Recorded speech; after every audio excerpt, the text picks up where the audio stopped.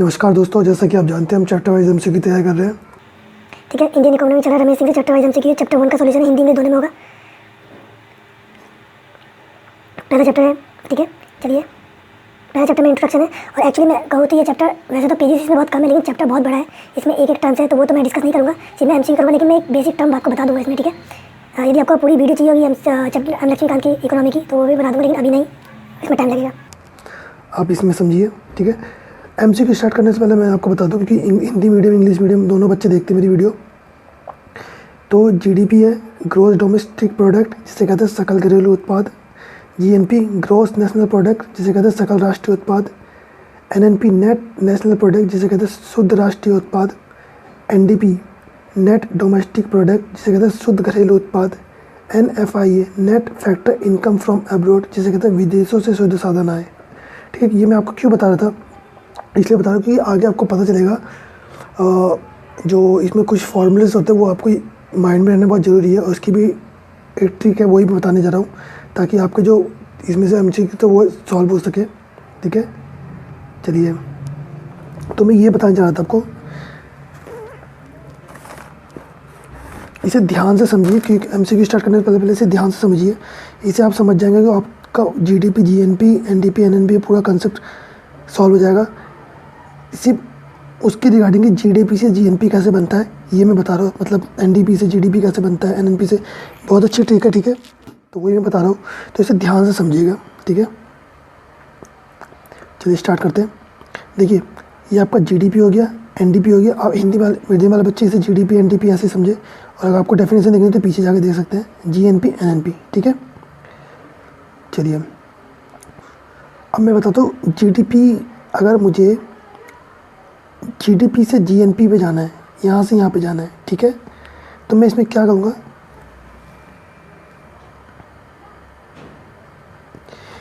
मैं इसमें जोड़ दूँगा। अगर मैं जीडीपी से जीएनपी में जाऊँगा तो मैं इसमें जोड़ दूँगा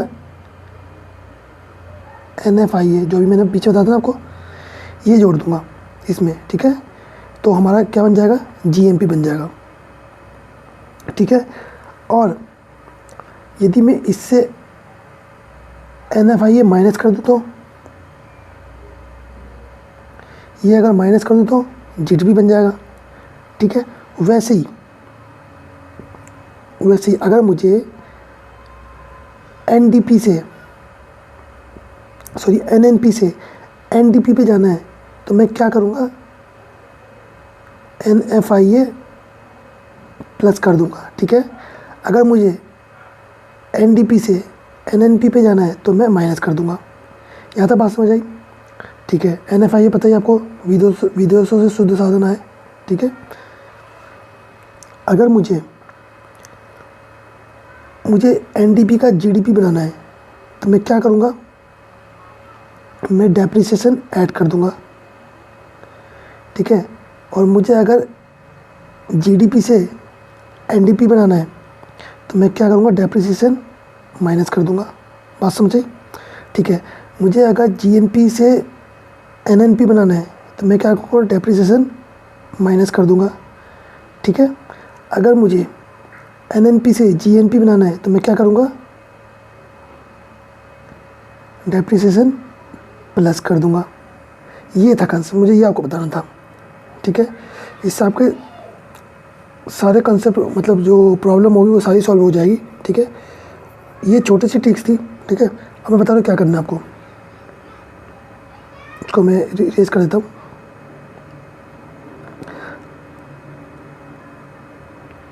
अब क्या करना है, देखिए, आप यहाँ पे खड़े हो, ठीक है, आप यहाँ देख रहे हो। ठीक है, यहाँ देख रहे हो तो आपका ये हो गया राइट हैंड साइड, ये हो गया लेफ्ट हैंड साइड। ठीक है, आप यहाँ देख रहे हो। ठीक है, अच्छा, अब मैं बताता हूँ, हमारे इसमें दो ही चीज़ थे, अभी हमने देखा दो ही चीज़, एक था डेप्रिसिएशन, एक था एनएफआईए।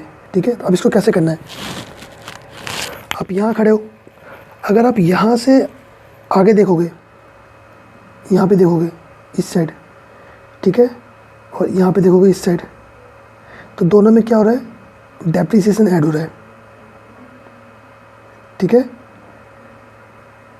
दोनों में क्या हो रहा है, अगर आप यहाँ से आप यहाँ पे खड़े हो और आप यहाँ पे खड़े हो, दोनों में क्या हो रहा है, डेप्रिसिएशन ऐड हो रहा है। इन दोनों में भी, इसमें बात कर रहा हूँ मैं और इसमें बात कर रहा हूँ, ठीक है। तो इन दोनों में डेप्रिसिएशन ऐड हो रहा है और इनके अपोजिट में क्या होगा, जब दोनों में डेप्रिसिएशन ऐड होगा, मतलब दोनों के एरो यहाँ पे जा रहे हैं, ठीक है। तो दोनों में क्या हो रहा है, डेप्रिसिएशन ऐड हो रहा है, ठीक है। तो इनके अपोजिट में क्या होगा, डेप्रिसिएशन माइनस हो जाएगा। तो डेप्रिसिएशन कंसेप्ट समझ आया, डेप्रिसिएशन यहाँ पे लग रहा है और यहाँ पे लग रहा है, ठीक है। आप यहाँ पे खड़े हो, आप यहाँ देख रहे हो, तो डेप्रिसिएशन यहाँ से यहाँ जाने पे ऐड हो रहा है, यहाँ से यहाँ जाने पे ऐड हो रहा है, ठीक है। और उल्टा होगा तो माइनस हो रहा है। ये हो गया डेप्रिसिएशन का कंसेप्ट, ठीक है। अब NFI का कंसेप्ट क्या है, अब NFI कहाँ लग रहा है, एक यहाँ पे लग रहा है, एक यहाँ पे लग रहा है ना, पॉजिटिव नेगेटिव यहाँ पे लग रहा है, ठीक है। अब आपको ऐसे नहीं लेना, आपको NFI में क्या समझना, आपको यहाँ समझना है। आप यहाँ खड़े हो, ठीक है, और आपको यहाँ जाना है, ठीक है। तो आपको यहाँ जाना है तो NFI प्लस होगा, मतलब यहाँ से यहाँ पे आओगे तो NFI प्लस होगा, यहाँ पे जाओगे तो NFI प्लस होगा, ठीक है। और इसके अपोजिट क्या हो जाएगा, माइनस हो जाएगा, ठीक है। वीडियो को ध्यान से देखिए, आपको थोड़ा कॉम्प्लिकेटेड लग रहा होगा, लेकिन बहुत अच्छी चीज़ है ये। आपका एक बार समझ गए तो आपको पूरा कंसेप्ट क्लियर हो जाएगा, ठीक है। मैं एक बार आपको फिर समझा देता हूँ, ठीक है, एडिट करके पूरा, ठीक है। अब देखिए मैंने क्या कहा, डेप्रिसिएशन में आप यहाँ पे खड़े हो और आप यहाँ देख रहे हो, ठीक है। डेप्रिसिएशन में आप यहाँ पे खड़े हो, आप यहाँ देख रहे हो, ठीक है। यहाँ देख रहे हो तो एरो ही हो गया, एरो ही हो गया। तो इसमें क्या होगा, डेप्रिसिएशन ऐड हो जाएगा, दोनों में डेप्रिसिएशन ऐड हो जाएगा, ठीक है। और इनके अपोजिट में आप यहाँ पे घूम जाओगे तो अपोजिट में माइनस हो जाएगा, ठीक है। तो सिर्फ आपको क्या रखना है, ऐड का याद रखना है, अपोजिट माइनस ही हो जाएगा, ठीक है। अच्छा, NFI में आप यहाँ खड़े हो, ठीक है, यहाँ खड़े हो तो ऐसे आना है आपको और यहाँ भी ऐसे आना है, ठीक है। सर्कल वाला हिसाब है, ठीक है ना। तो NFI में आप यहाँ पे खड़े हो तो यहाँ से यहाँ आओगे तो NFI ये ऐड हो जाएगा, यहाँ से आ जाओगे तो NFI ऐड हो जाएगा, उसके अपोजिट में क्या हो जाएगा, माइनस हो जाएगा, ठीक है। तो आशा करता हूँ मुझे ये आपको यही बताना था, क्योंकि इसके MCQ बहुत मैंने देखे हैं, तो आपके सारे MCQ सॉल्व हो जाएंगे। और इनका जो एक एक चीज़ का ना, जैसे GDP का एक खुद का एक अच्छा टॉपिक है, बहुत अच्छा टॉपिक है, GNP खुद का एक टॉपिक है। तो ये ना एक वीडियो का कोर्स नहीं है, ये बहुत लंबा चीज़ है, ठीक है। तो मैंने आपको सीधा मेन चीज़ बता दिया है। कल को मैं अगर GDP का पूरा कंसेप्ट समझाऊंगा ना, तो मैं वो ऐसे ही अलग से समझाऊंगा, लेकिन ये थोड़ा चेंजेस वाला चीज़ था, ठीक है ना। चलिए अब MCQ पे चलते हैं अपने। पहला क्वेश्चन कहता है, which of the following terms indicates a mechanism used by commercial bank for providing credit to the government. Hindi में एक अच्छा समझाएगा, निम्नलिखित में से कौन सा शब्द सरकार को ऋण प्रदान करने के लिए वाणिज्यिक बैंकों द्वारा उपयोग किया जाने वाला तंत्र को इंगित करता है, ठीक है। क्रेडिट रेशियो, डेब्ट service obligation, liquidity adjustment facility, statutory liquidity ratio. Hindi में देखते हैं, नगद क्रेडिट अनुपात, बी ऋण सेवा बाध्यता, सी तरलता समायोजन सुविधा, या डी वैधानिक तरलता अनुपात, ठीक है। तो इसका आंसर देखते हैं। तो दोस्तों इसका आंसर डी है, और ये क्वेश्चन कल सबका ही ठीक था। चलिए आगे चलते हैं। क्वेश्चन सेकंड कहता है, which of the following measures would result in a increase in money supply in the economy. ये 2012 का क्वेश्चन था। सेकंड हिंदी में देखते हैं, निम्नलिखित में किस उपाय से अर्थव्यवस्था में मुद्रास्फीति में वृद्धि होगी, ठीक है। A purchases of government security from public by central bank, B second deposit of currency in commercial banks by public, C third borrowing by the government from the central bank, fourth sale of government security to the public by the central bank. हमें correct answer बताना है। हिंदी में एक अच्छा समझ आएगा। जिसको यहाँ भी टेस्ट देना वो वीडियो पॉज करके टेस्ट दीजिए आराम से, अदरवाइज वो तो टेलीग्राम पे टेस्ट दे ही चुके हैं। सेंट्रल बैंक द्वारा जनता से सरकारी प्रतिभूतियों की खरीद। सेकंड जनता द्वारा वाणिज्यिक बैंकों में मुद्रा जमा करना। सी थर्ड सेंट्रल बैंक से सरकार द्वारा उधार लेना। फोर केंद्रीय बैंक द्वारा जनता को सरकारी प्रतिभूतियों की बिक्री। ठीक है, हमें करेक्ट आंसर बताना है इसका। सेकंड का आंसर देखते हैं।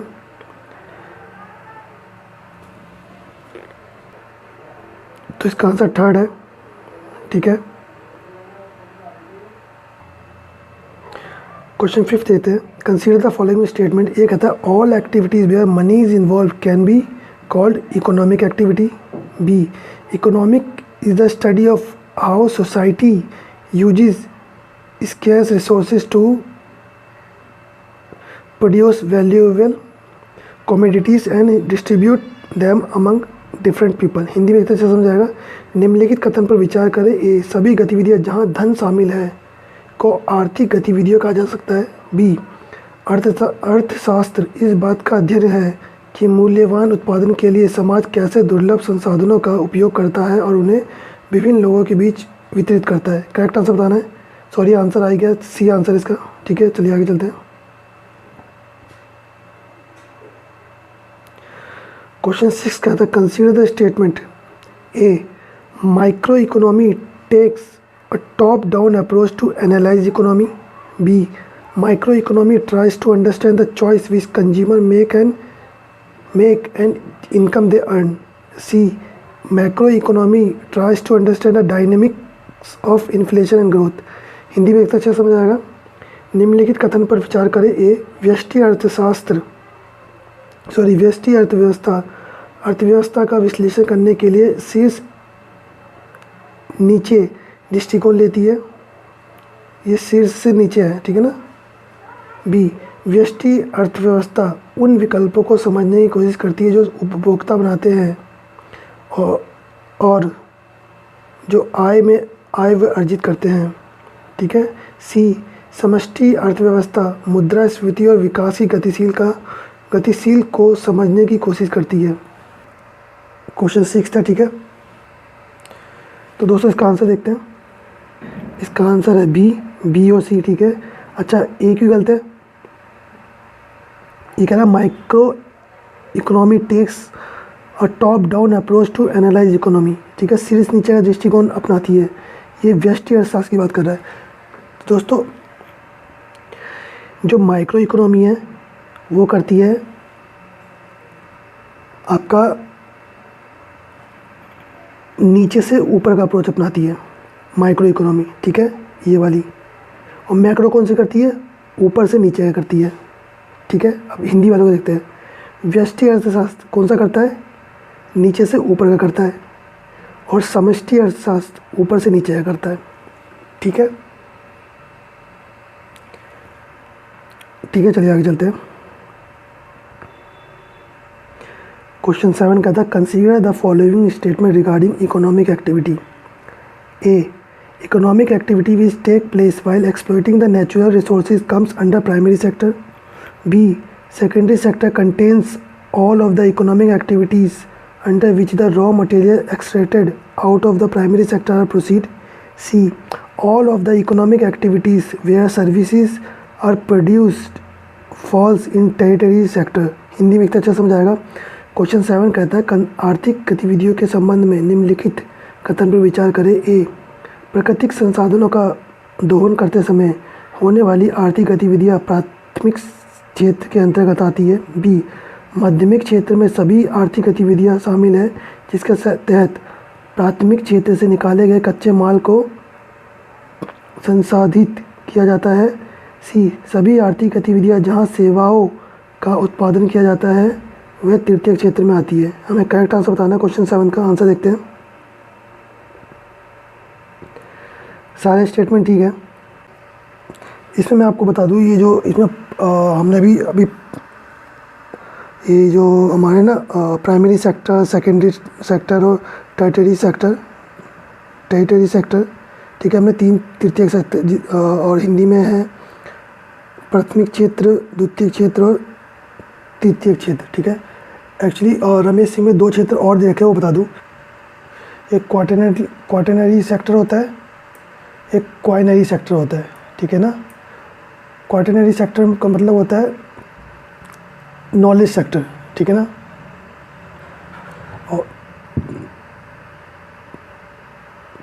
और क्वाइनरी सेक्टर किसे कहते हैं?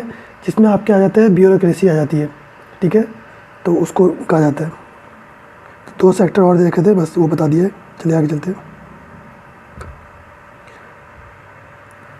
क्वेश्चन 8 देखते हैं। Consider following statement in mix economic government can intervene through progressive tax. B. In market economy is owned by private sector and government sector. C. In market economy citizen has no freedom to start business. Hindi में एक अच्छा समझाएगा. निम्नलिखित कथन पर विचार करें. A. मिश्रित अर्थव्यवस्था में सरकार प्रगतिशील कर के माध्यम से हस्तक्षेप कर सकती है. B. बाजार अर्थव्यवस्था में निजी क्षेत्र और सरकारी क्षेत्र का स्वामित्व होता है. C. बाजार अर्थव्यवस्था में नागरिक को व्यवसाय शुरू करने की कोई स्वतंत्रता नहीं है. इनकरेक्ट आंसर बताना है इसका क्वेश्चन 8 का. तो आंसर देखते हैं.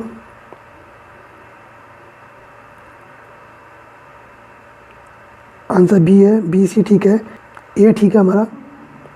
इनकरेक्ट बताना था हमारा. बी सी क्यों गलत है? तो बी सी इसलिए गलत है, जो आपका ये क्या कहते हैं, जो आपका मार्केट इकोनॉमी होती है ना, मार्केट इकोनॉमी को ऑन किया जाता है सिर्फ प्राइवेट सेक्टर द्वारा. ठीक है, इसमें गवर्नमेंट का नहीं होता है. ठीक.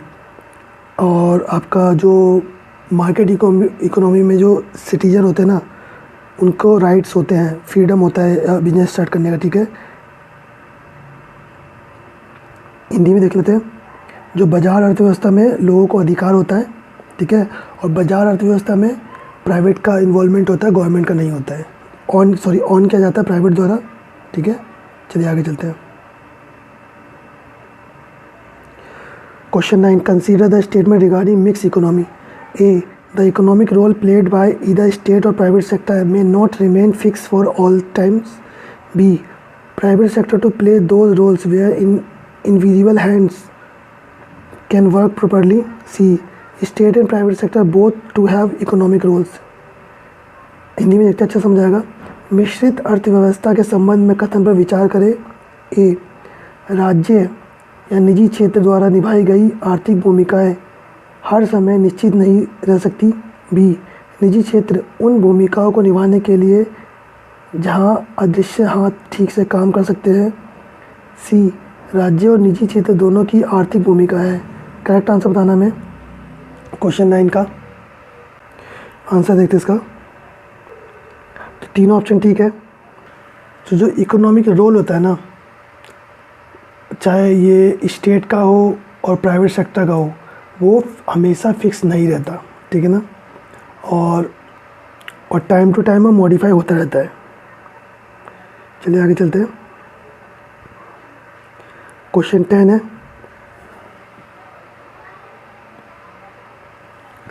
Consider the following statement. देखिए, जो मैंने आपको पहले बताया था ना, ये उसी के रिगार्डिंग. अब ये क्वेश्चन आप सॉल्व कर सकते थे.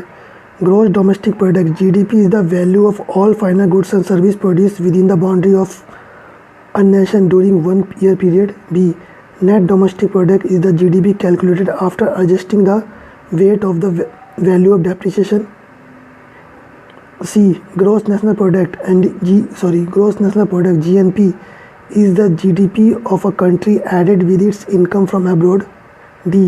Net national product (NNP) of an economy is gross national product after deducting the loss due to depreciation. Incorrect answer बताना हमें इसका.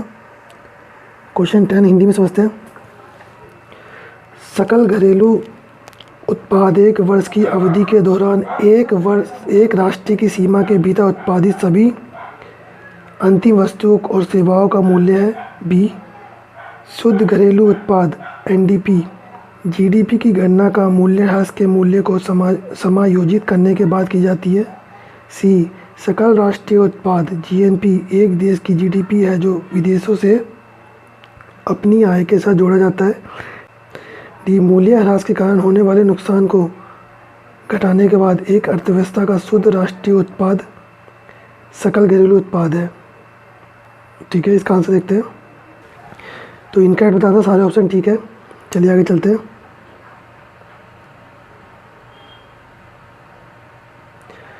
क्वेश्चन 11 कहता है consider the statement regarding gross domestic product. A. When depreciation is added in net national product it becomes GDP. B. When depreciation is removed from net national product it become GDP. ठीक है, हिंदी देखते हैं. GDP और सकल घरेलू उत्पाद के संबंध में कथन पर विचार करना। ए, जब शुद्ध राष्ट्रीय उत्पाद में मूल्य ह्रास जोड़ा जाता है तो ये जीडीपी बन जाता है। बी, जब मूल्य ह्रास को शुद्ध राष्ट्रीय उत्पाद से हटा दिया जाता है तो ये जीडीपी बन जाता है। करेक्ट आंसर बताना है इसमें इसका क्वेश्चन 11 का।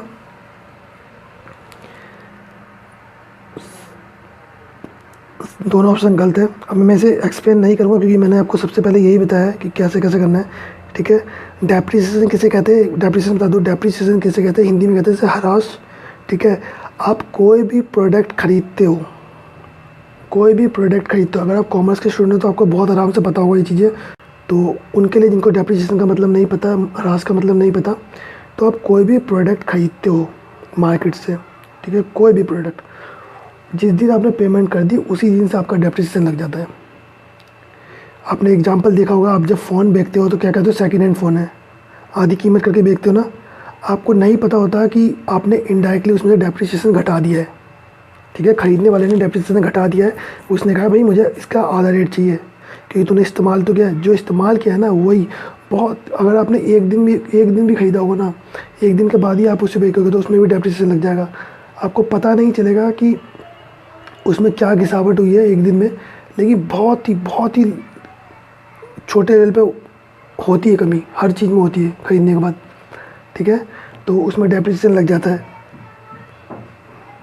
अगर ये मोस्टली यूज़ होता है बड़ी बड़ी मशीनरी में, कि जो मशीनरी 1 साल चल गई हो उस पर डेप्रिसिएशन लगता है, तो कुछ परसेंटेज होता है इनका, वो लगाया जाता है। तो ये इसी को कहते हैं डेप्रिसिएशन, हिंदी में ह्रास। चलिए आगे चलते हैं। Question 12, consider the statement regarding net national product. A, when depreciation is added in net domestic product it becomes NNP। When depreciation is removed from net domestic product it become NNP। Hindi में देखते हैं। शुद्ध राष्ट्रीय उत्पाद के संबंध में वक्तत्व पर विचार करें। ए, जब शुद्ध डोमेस्टिक प्रोडक्ट, शुद्ध घरेलू उत्पाद है, ठीक है ना, डोमेस्टिक में मूल्य ह्रास जोड़ा जाता है तो ये NNP बन जाता है। जब मूल्य ह्रास को शुद्ध घरेलू उत्पाद से हटा दिया जाता है तो ये NNP बन जाता है। इनकरेक्ट आंसर बताना मैं इसका क्वेश्चन 12 का। तो बहुत इनकरेक्ट है, इसका भी नहीं बताऊंगा क्योंकि मैंने शुरू में बता दिया आपको। क्वेश्चन 13 देखते हैं। Consider the statement, following statement बताना है रिगार्डिंग किसके, जीडीपी के। A, it is calculated by adding national private consumption, gross investment, government spending and trade balance, ठीक है, जो कि है export minus import. B, private remittances, this is the net outcome of money which only inflows by the Indian national working outside of India. C, interest on external loan, the net outcome on the front of the interest payment. Hindi में इतना अच्छा समझ आएगा। सकल घरेलू उत्पाद के संबंध में निम्नलिखित कथन पर विचार करना है। ए, इसकी गणना राष्ट्रीय निजी खपत, सकल निवेश, सरकारी खर्च और व्यापार संतुलन जो कि निर्यात माइनस आयात है, ठीक है, को जोड़कर भी की जाती है। बी, निजी प्रेक्षण, यह धन का शुद्ध परिणाम है जो केवल भारत के बाहर काम करने वाले भारतीय नागरिकों द्वारा प्रवाहित होता है। सी, बाहरी ऋण पर ब्याज भुगतान के मोर्चे पर शुद्ध परिणाम है। तो करेक्ट आंसर बताना हमें इसका क्वेश्चन 13 का।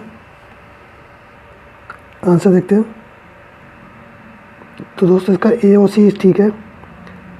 अब बी क्यों गलत है? तो बी स्टेटमेंट ये कहता है private remittances, this is a net outcome of the money which only inflow by Indian national working outside of India. Hindi में कहते हैं निजी प्रेक्षण, ये धन का शुद्ध परिणाम है जो केवल भारत के बाहर काम करने वाले भारतीय नागरिकों द्वारा प्रभावित होता है। नहीं, प्राइवेट रेमिटेंस उसे कहते हैं चाहे वो भारत में काम कर रहा हो चाहे विदेशी बंदा यहाँ काम कर रहा हो। पहले तो इसलिए गलत हो गया, ठीक है। और इनफ्लो नहीं होता, आउटफ्लो भी होता है पैसा, ठीक है। तो इसलिए हमारा ऑप्शन गलत हो गया। क्वेश्चन 13 कहता है consider the statement regarding central static office CSO, Hindi में थे केंद्रीय सांख्यिकी कार्यालय के संबंध में विचार करना है। करेक्ट आंसर बताना हमें। A, it comes under Ministry of Static and Programs Implementation. B, it comes under directly Ministry of Commerce. C, it comes under directly Finance Minister. None of them. ये सांख्यिकी और कार्यक्रम कार्यान्वयन मंत्रालय के अंतर्गत आता है। ये सीधे वाणिज्य मंत्रालय के अंतर्गत आता है। ये सीधे वित्त मंत्री के अधीन आता है। इनमें से कोई नहीं। तो आंसर आ गया है, आपको पता ही चल गया होगा, पहला ऑप्शन है। चलिए आगे चलते हैं। क्वेश्चन 14 कहता है consider the following statement. A, under the demand side GDP is arrived by adding up all expenditure done in the economy. B, under the supply side the value added by the various sector in the economy are added up to drive the gross value added. 3, GDP can never be equal to GVA. 4, while GDP is a good measure in comparative study, GVA is better measure to compare different sector within the economy. Correct answer बताना हमें इसका। हिंदी में इतना अच्छा समझ आएगा। निम्नलिखित कथन पर विचार करें। एक कहता है मांग पक्ष के तहत अर्थव्यवस्था में किए गए सभी व्यय को जोड़कर GDP का आगमन होता है। सेकंड, आपूर्ति पक्ष के तहत में विभिन्न क्षेत्रों द्वारा जोड़े गए सकल मूल्य वर्धित को प्राप्त करने के लिए। तीसरा, GDP कभी भी GVA के बराबर नहीं हो सकता। चौथा, GDP तुलनात्मक अध्ययन में एक अच्छा उपाय है। अर्थव्यवस्था के भीतर विभिन्न क्षेत्रों की तुलना करने के लिए GVA एक बेहतर उपाय है। फोर्थ का करेक्ट आंसर बताना हमें इसका। तो 1, 2, 4 ठीक है। तीसरा क्यों गलत है? GDP कभी भी GVA के बराबर नहीं हो सकता। GDP GVA के बराबर हो सकता है। ठीक है, कैसे होगा? अगर हम GVA में नेट टैक्स ऐड कर देंगे। नेट टैक्स किसे कहते हैं? नेट टैक्स निकलता है टैक्स माइनस सब्सिडी से। सब्सिडी जो गवर्नमेंट देती है ना, उससे। तो टैक्स माइनस सब्सिडी से नेट टैक्स निकल जाएगा। नेट टैक्स को अगर हम GVA में ऐड कर देंगे तो हमारा GDP निकल जाएगा।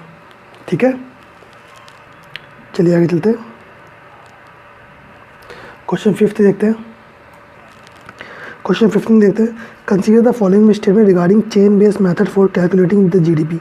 A, in chain based method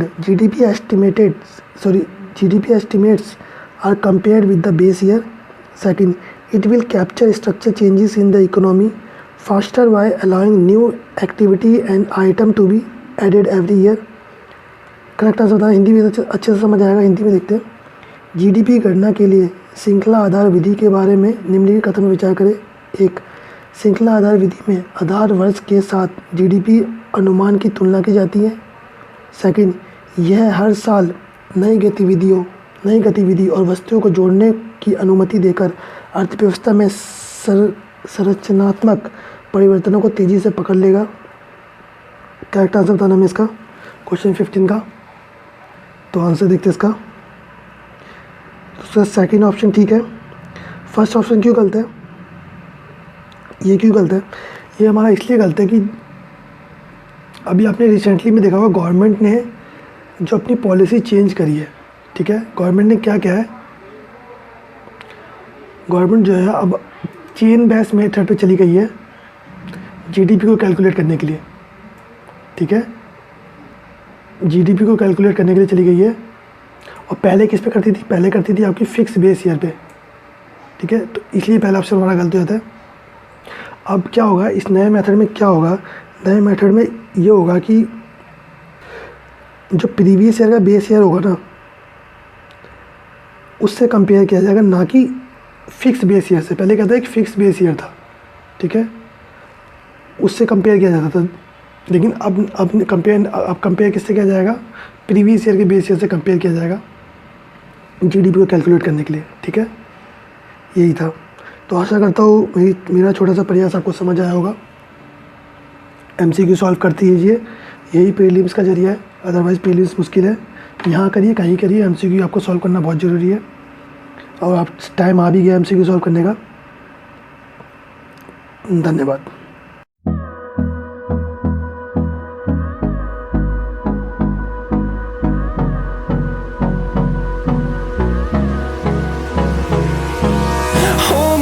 close till I get up.